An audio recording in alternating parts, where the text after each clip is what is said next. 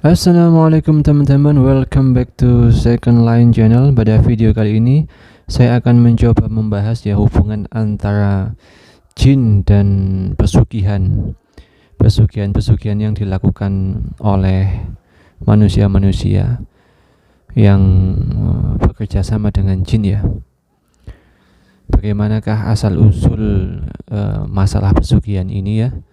Coba kita akan bahas mulai dari asal-usul jin, asal-usul manusia yang dulu tempat tinggalnya adalah di surga.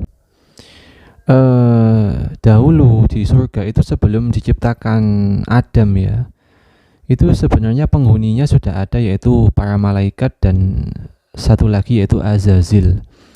Azazil ini dulunya adalah hamba yang dimuliakan Tuhan, hamba yang dimuliakan Allah sama seperti malaikat.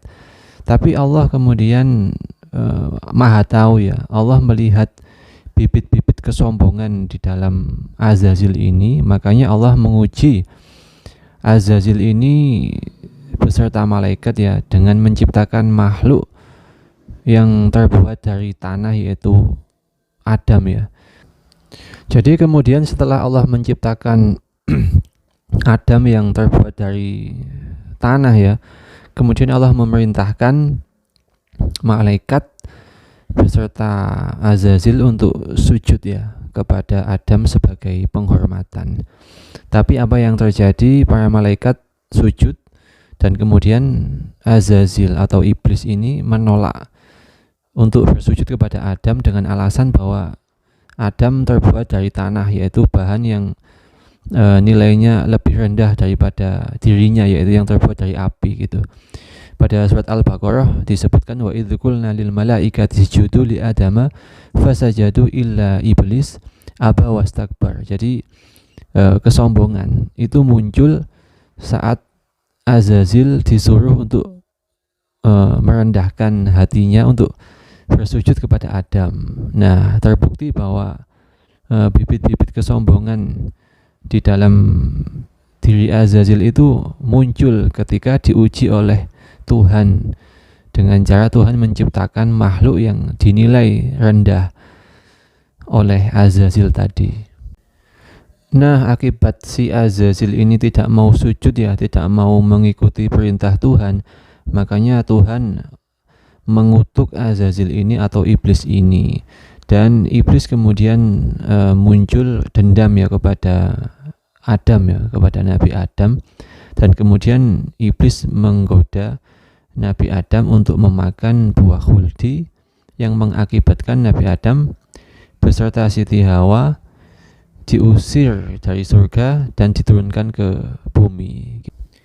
Dan perlu diketahui ya bahwa jin itu adalah anak turun dari iblis ya, yang disebutkan di surat Al-Kahfi ya, afatattakhidunahu wa dzurriyyatahu awliya'a min duni wa hum lakum adu. Jadi di surat Al-Kahfi ini menyebutkan bahwa jin itu adalah anak turun iblis, yaitu musuh Nabi Adam ya, musuh manusia sesungguhnya. Tentunya adalah jin-jin yang tidak beriman ya, atau jin kafir atau setan itu loh. Makanya kemudian jin kafir atau setan ini berusaha menyesatkan manusia lewat jalan yang paling jitu, yaitu bagaimana caranya agar manusia itu menyekutukan Allah. Karena setan itu tahu bahwa Allah tidak akan mengampuni dosa menyekutukan gitu, dosa musyrik itu. Jin atau setan itu tahu bahwa Allah tidak akan mengampuni manusia yang musyrik, makanya yang kemudian dikejar oleh jin itu untuk menyesatkan manusia, yaitu lewat jalan bagaimana agar manusia itu menjadi manusia yang menyekutukan Tuhan.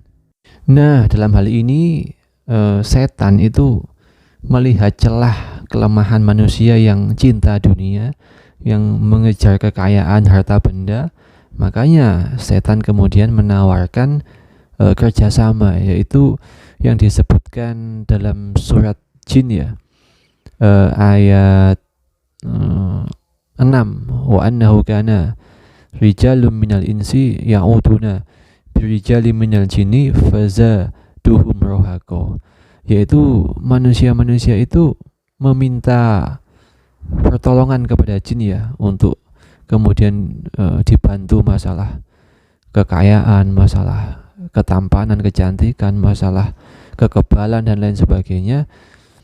Ya, itu kemudian dengan syarat-syarat yang diberikan oleh setan tadi, agar manusia ini masuk ke kategori menyekutukan Tuhan.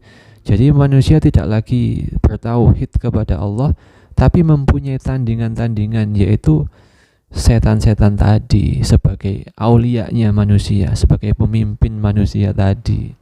Jadi jelas ya, Al-Quran menyebutkan bahwa kategori manusia yang beriman yaitu yang hanya memiliki satu tempat untuk memohon perlindungan, ya, seperti disebutkan di surat Al-Baqarah 165, wa minan nasi may yattakhidhu min dunillahi andada yuhibbunahum ka hubbillah walladzina amanu asyaddu hubban lillah.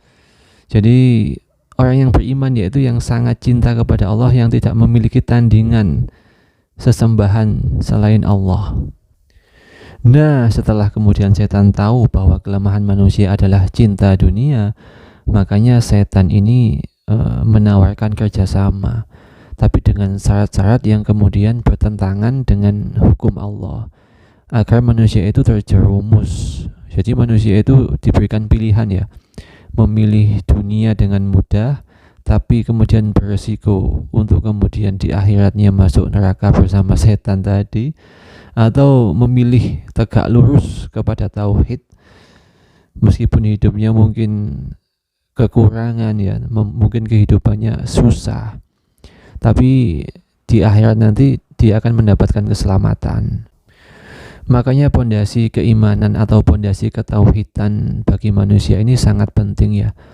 Kalau manusia itu sejak kecil tidak dikuatkan tauhidnya, maka akan sangat mudah untuk terjerumus ke lembah kemusyrikan yang sengaja dibuat oleh iblis atau anak turunnya, yaitu setan tadi.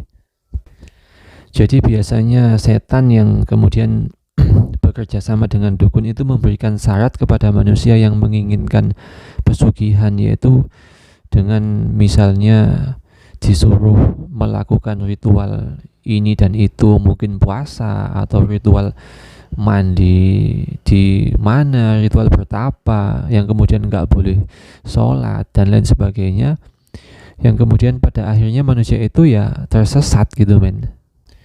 Jadi ya meskipun kayak dukunnya itu atau setannya memerintahkan manusianya untuk puasa apa gitu ya, itu tetap aja nggak boleh men.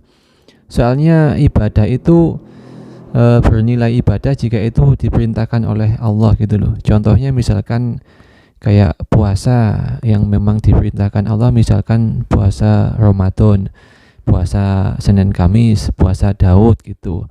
Tapi ada juga puasa yang tidak boleh, misalkan puasa di hari raya Idul Fitri atau puasa di hari raya Idul Adha gitu loh. Jadi meskipun puasa, tidak semua puasa itu boleh men, hanya puasa-puasa yang diperintahkan oleh Tuhan. Teman-teman, sampai sini dulu pembahasan kita masalah jin dan pesugihan dan tipu daya iblis atau anak turunnya yaitu setan ya. Semoga pembahasan sedikit ini ada manfaatnya buat kita semua. Thanks udah nonton, sampai jumpa di video-video selanjutnya. Assalamualaikum, bye-bye.